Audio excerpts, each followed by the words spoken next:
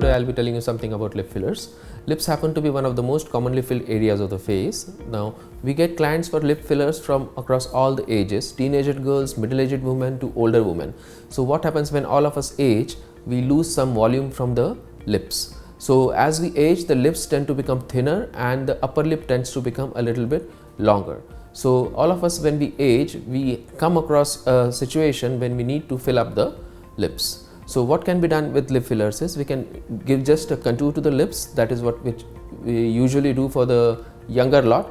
We can shape up the lips up to certain extent. That is also done for some of the younger lot. And as the patients they get aged, we concentrate more on filling the lips, that is increasing the size of the lips. Now what is most important is to maintain the ratio between the size of the upper lip and the lower lip. You have always seen that it is the lower lip which is bigger than the upper lip. We get requests from many patients, many girls come and say that they want the upper lip to be bigger. I strongly discourage doing this, because if the upper lip is bigger than the lower lip, then it gives you a duck kind of a look. That is not something which looks natural.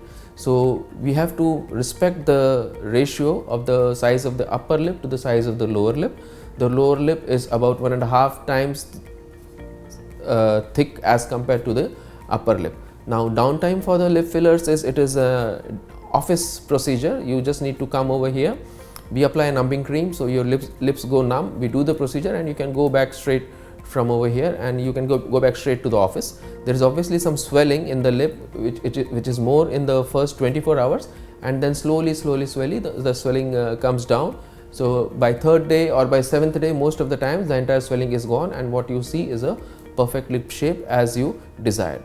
I also suggest patients to undercorrect as far as possible. If you need more touch up or something, you can always come back and get it refilled at the end of 1 week.